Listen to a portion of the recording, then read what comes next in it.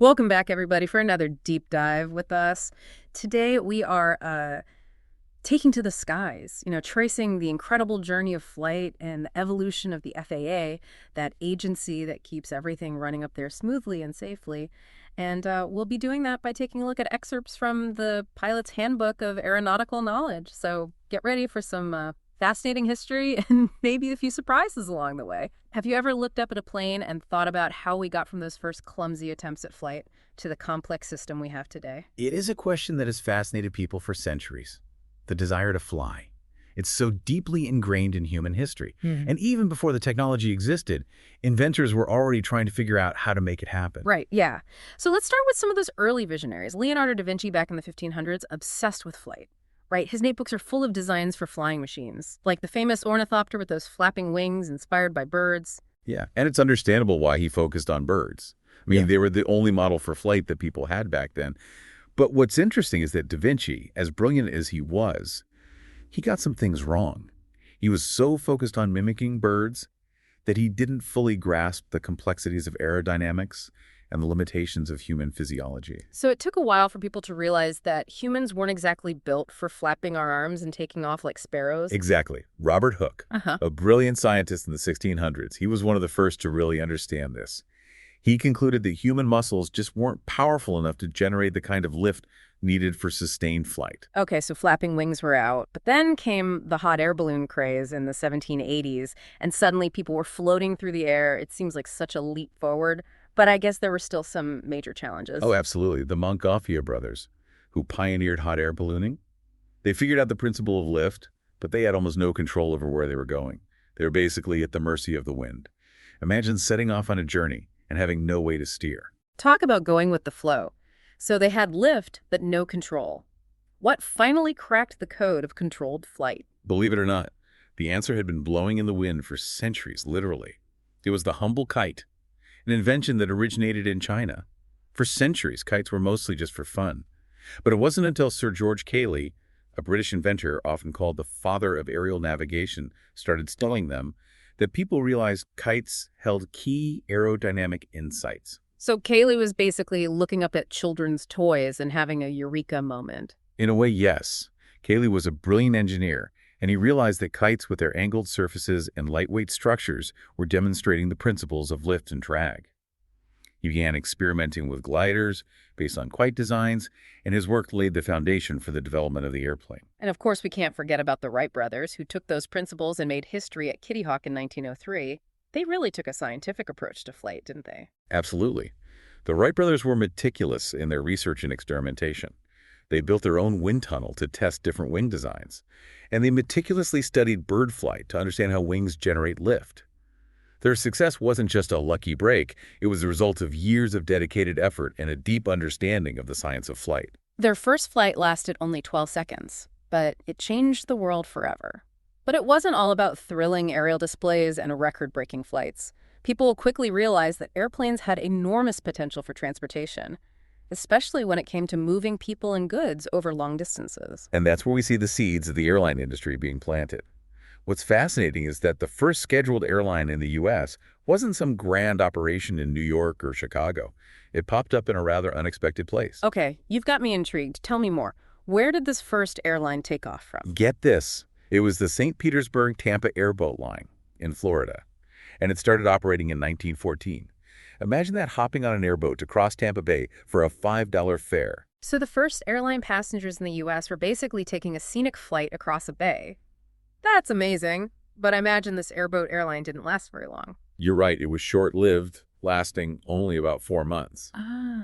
But it's significant for a couple of reasons. First, it demonstrated that there was a public demand for air travel, even for relatively short distances.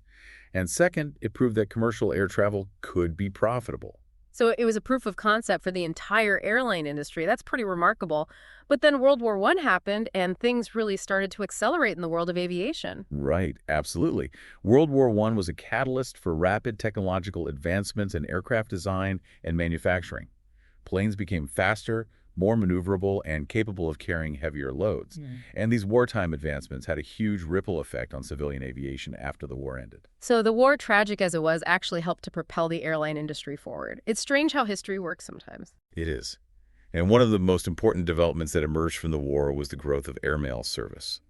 Initially, the U.S. Army used mail delivery as a way to train pilots in cross-country flying. But by 1918, the Postal Service took over, establishing dedicated airmail routes. And this, my friend, is where the story of the FAA really begins to take shape. Okay, I'm ready for the FAA origin story. Tell me more. Well, the demand for reliable airmail service led to the creation of the Transcontinental Airmail Route in 1921. Imagine this. Brave pilots flying de Havilland DH-4 aircraft, navigating a 2,612-mile route from San Francisco to New York with 13 stops along the way. Can you picture the challenges they faced back then? It must have been incredibly difficult. I mean, we're talking about open cockpit biplanes flying across vast stretches of uncharted territory. What kind of navigation tools did they even have back then? They relied on a system of lighted beacons placed along the route for navigation. It was a far cry from the sophisticated GPS systems we have today, but it was a start. And those early airmail pilots were true pioneers, paving the way for the development of commercial air travel as we know it. It sounds incredibly dangerous. I can only imagine how many close calls and near disasters there must have been. It was definitely a risky business, and that growing need for regulation and safety standards led to a pivotal moment in aviation history, the Air Commerce Act of 1926. Okay, so this is where the government steps in and says, hold on, we need some rules here. Tell me about this game-changing act. The Air Commerce Act was a major turning point. It gave the Secretary of Commerce the authority to regulate air traffic licensed pilots and certify aircraft.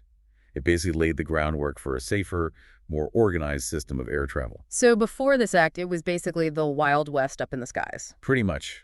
Anyone could buy a plane and fly it pretty much anywhere they wanted, and there were very few safety regulations. The Air Commerce Act was a major step towards establishing order and promoting responsible growth in the aviation industry. And it led to the creation of the Aeronautics branch within the Department of Commerce.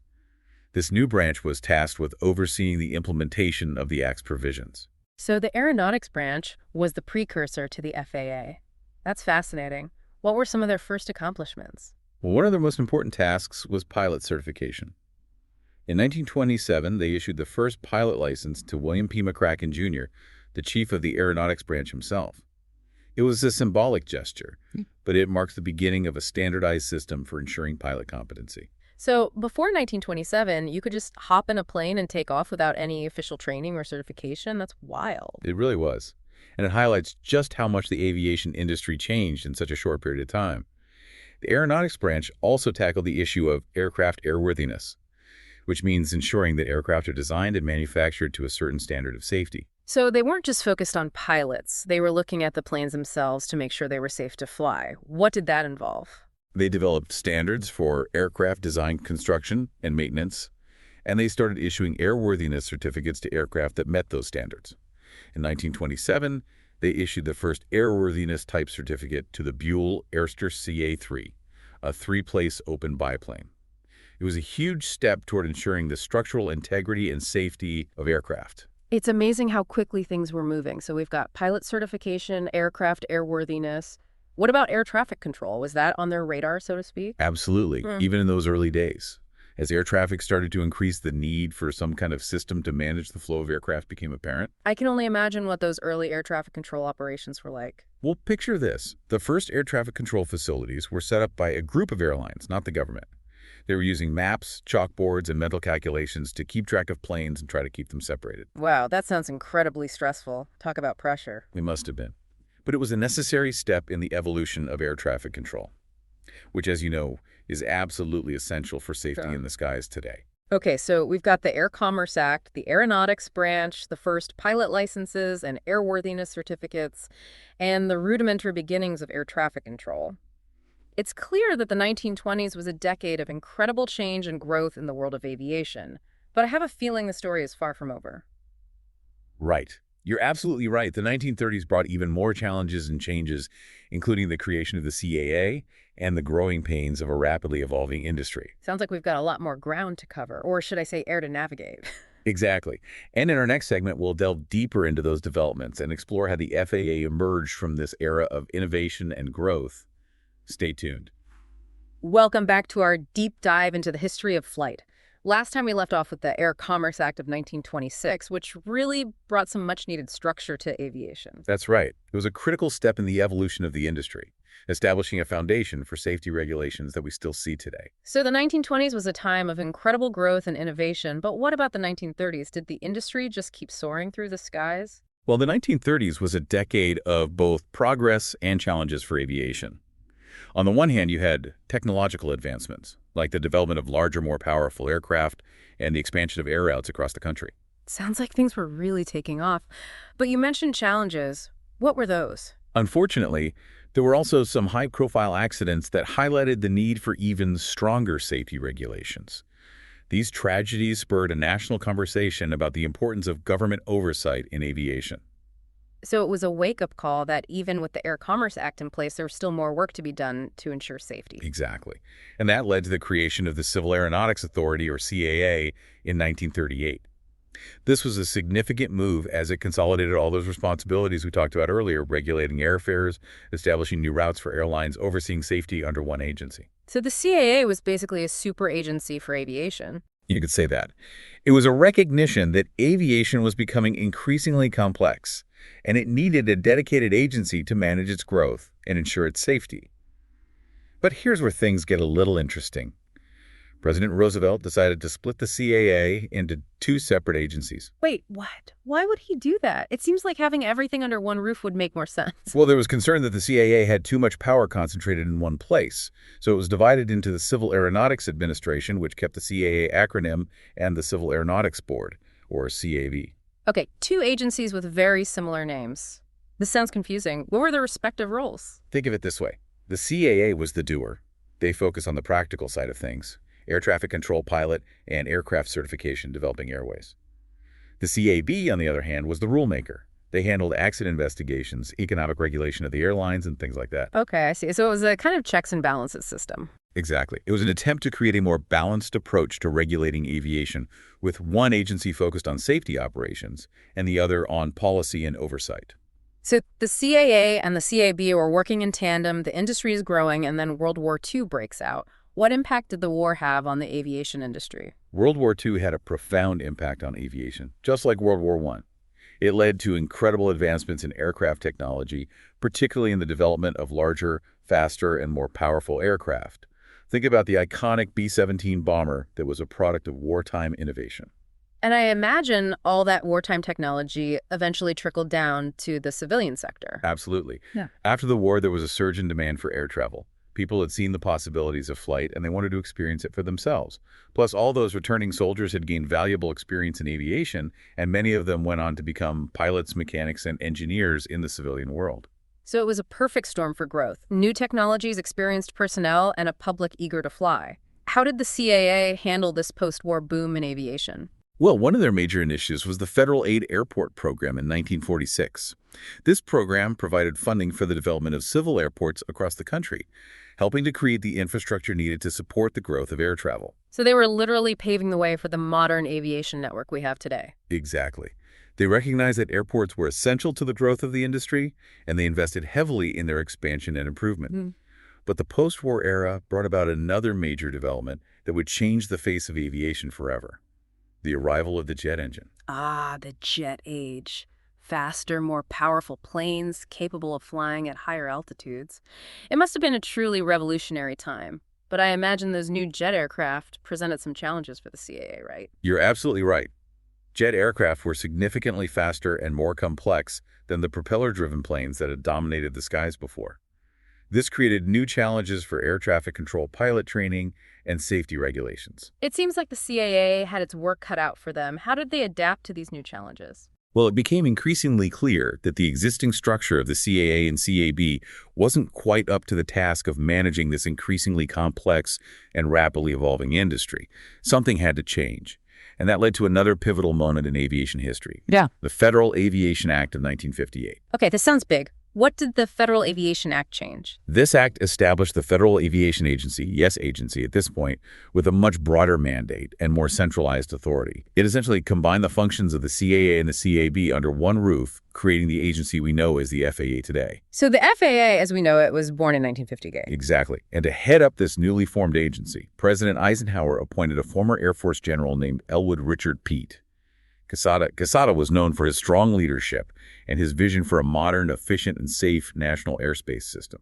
So Casado was tasked with leading the FAA into this exciting new era of jet travel. What were some of his key initiatives? One of his top priorities was modernizing the air traffic control system. He recognized that the existing system, which relied heavily on manual tracking and communication, was struggling to keep up with the demands of jet traffic. So he pushed for the development of new technologies like radar and computer systems to improve the efficiency and safety of air traffic management. It sounds like he was really ahead of his time in recognizing the importance of technology in aviation. He was amazed. Quesada also oversaw the implementation of new safety regulations, including stricter pilot training and certification requirement. He was determined to make air travel as safe as possible, and his leadership had a lasting impact on the FAA's safety culture. So the FAA is up and running, led by a visionary administrator, and the jet age is in full swing. Sounds like things were going pretty smoothly. Were there any major bumps in the road during this period? Well, just a few years after its creation, the FAA went through another significant change. It was integrated into the newly formed Department of Transportation, or DOT, in 1966. So another bureaucratic shuffle. How did this integration into the DOT affect the FAA? It was a recognition that aviation was becoming increasingly interconnected with other modes of transportation, like highways and railroads. The idea was to create a more unified approach to transportation policy and planning. And it also signaled the growing importance of aviation in the national economy and its role in connecting people and goods across the country. So it wasn't just about planes in the sky anymore. It was about how aviation fit into the bigger picture of national transportation. Exactly. And the FAA's role continued to expand during this period, taking on new responsibilities beyond just regulating planes.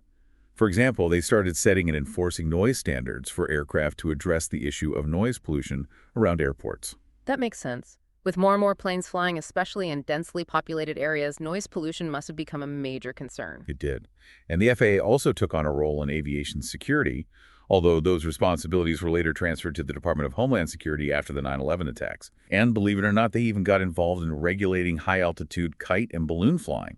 Wow, I never thought about the FAA regulating kites. But I guess it makes sense. It's all about managing that shared airspace, right? Right. And as the volume of air traffic continued to increase, the FAA faced the ongoing challenge of keeping the skies safe and efficient. So how did they handle this ever-increasing demand for air travel without compromising safety?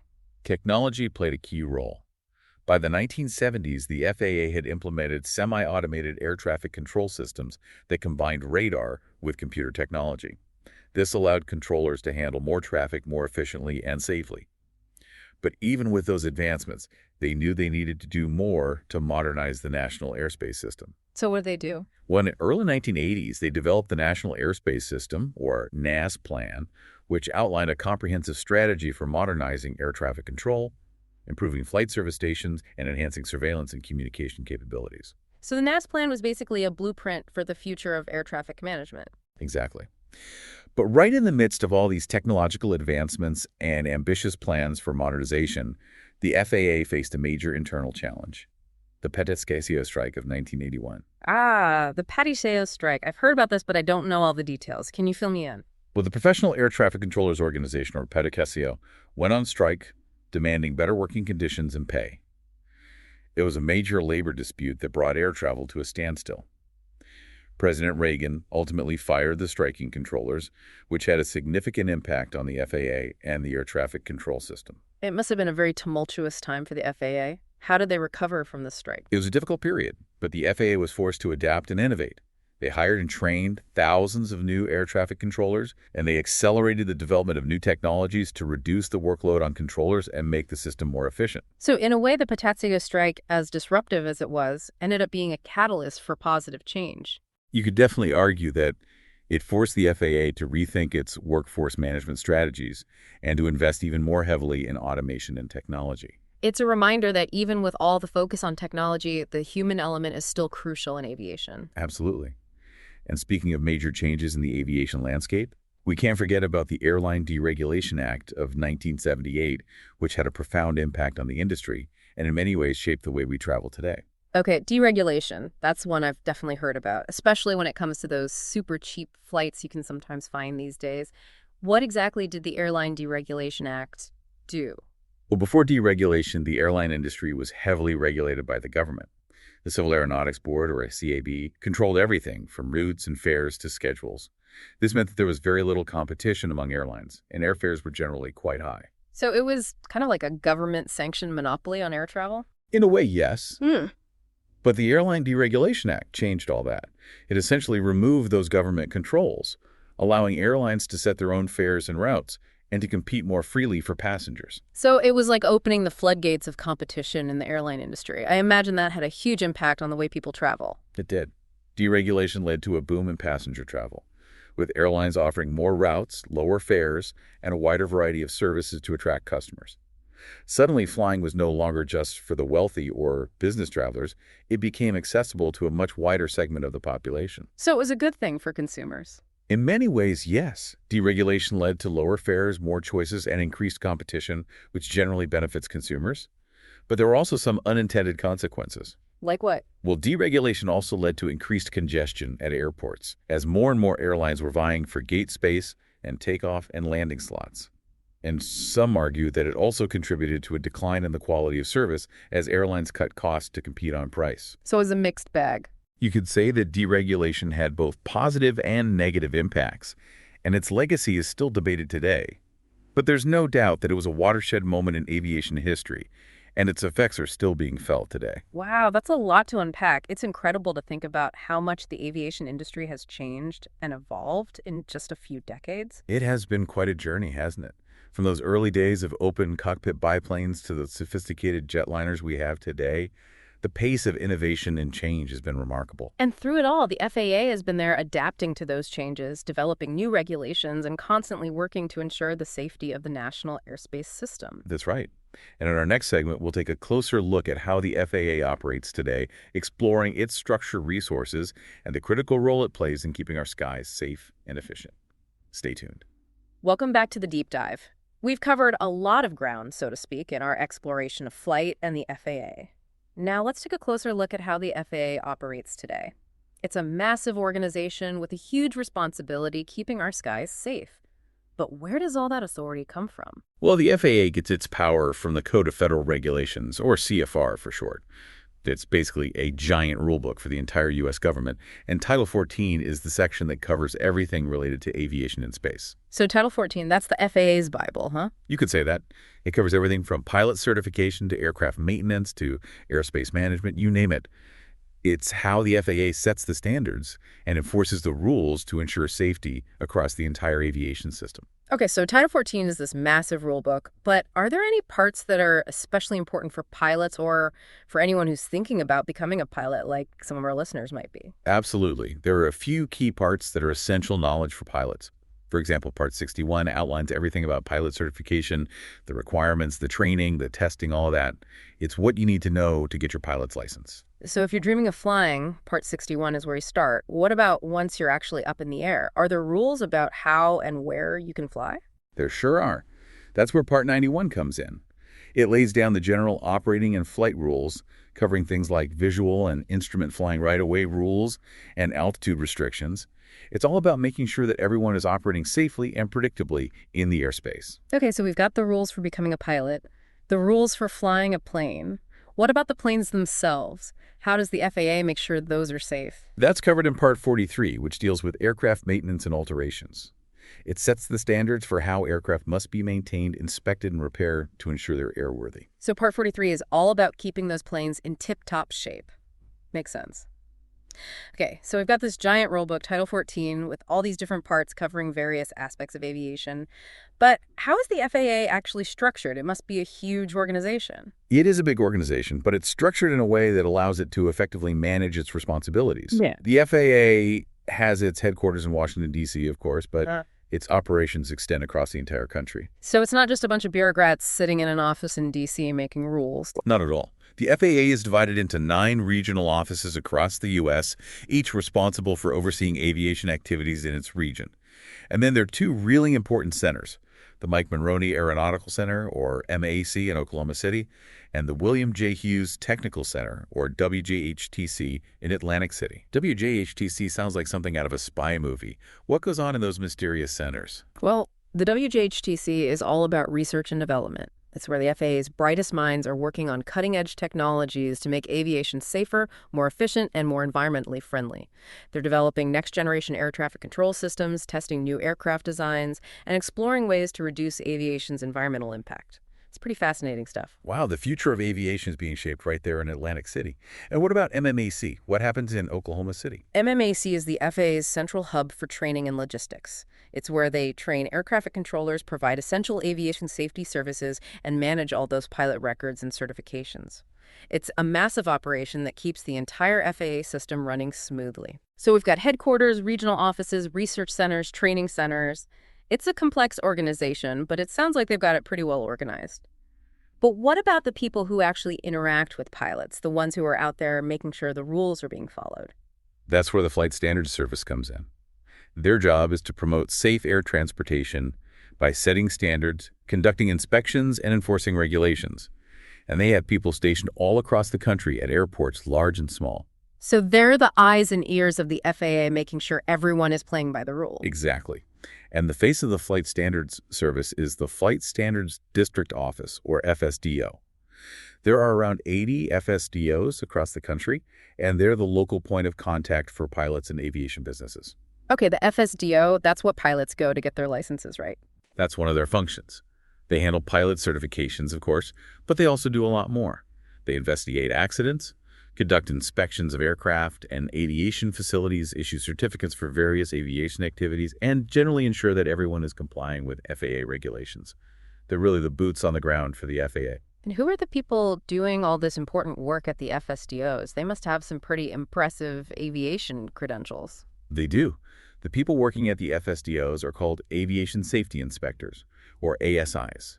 These are highly trained professionals who have extensive experience in various aspects of aviation. They might be pilots, mechanics, engineers, or specialists in other areas like air traffic control or aircraft manufacturing. They're the ones who really make sure that the FAA's safety standards are being met. So they're like the guardians of aviation safety, making sure everything is up to par. It's good to know they're out there. But the FAA isn't just about enforcing rules, right? They also provide a lot of resources and information for pilots to help them stay safe and informed. Absolutely. The FAA is committed to supporting pilots and promoting aviation safety through education and outreach. They publish a whole library of materials that are essential reading for any pilot. Like what? What are some of the key resources that pilots should be aware of? One of the most important is the Aeronautical Information Manual, or AIM. Think of it as the pilot's handbook to the National Airspace System. It covers everything from basic flight information to air traffic control procedures to safety guidelines. So the AIM is like the ultimate cheat sheet for navigating the skies. It's more than a cheat sheet. It's a comprehensive guide that every pilot should be familiar with. It's constantly updated to reflect the latest changes in regulations and procedures, so it's essential for staying current. And the FAA also publishes a wide range of other handbooks and manuals on specific topics like instrument flying aircraft systems and pilot training. So they've got you covered no matter what you're flying or what you want to learn more about. Pretty much. They even have aircraft-specific manuals called Pilot Operating Handbooks, or POHs, that provide detailed information about a particular make and model of aircraft. It's like the owner's manual for your plane, and it's essential reading for any pilot who wants to operate that aircraft safely. It sounds like the FAA really goes above and beyond to provide pilots with the information they need. They do. And to make all this information even more accessible, they have a robust online presence. Their website, aea.gov, is a treasure trove of resources for pilots and anyone interested in aviation. And they have online systems like the safety program Airmen Notification System, or SPAN-PALAS, that provides notifications about safety-related events, seminars, and workshops. So the FAA is not just about rules and regulations, they're also about education outreach and supporting pilots in their quest to fly safely. Exactly. They recognize that safety is a shared responsibility, and they're committed to providing pilots with the tools and resources they need to make informed decisions and operate safely in the national airspace system. Well, that's reassuring. It's been fascinating learning about the history of the FAA and how it has evolved over the years to meet the challenges of a constantly changing industry. It's a remarkable story, isn't it? From those early days of unregulated flight to the complex, technologically advanced system we have today, The FAA has played a crucial role in shaping the world of aviation. It really has, and it's given us a lot to think about, hasn't it? It has. It's amazing to think about how far we've come. From those first tentative flights to the global network of air travel we have today, it's been an incredible journey. And the FAA has been there every step of the way, guiding us toward safer, more efficient, and more accessible skies. And as technology continues to advance at a rapid pace, I have no doubt that the FAA will continue to evolve and adapt, ensuring that aviation remains one of the safest and most efficient modes of transportation for generations to come. Well said. So whether you're a seasoned pilot or just starting to dream about taking to the skies, remember that the FAA is there working behind the scenes to make your flight experience as safe and enjoyable as possible. And who knows, maybe one day you'll be part of this amazing story of flight, adding your own chapter to the ever-evolving world of aviation. Until next time, thanks for joining us on The Deep Dive.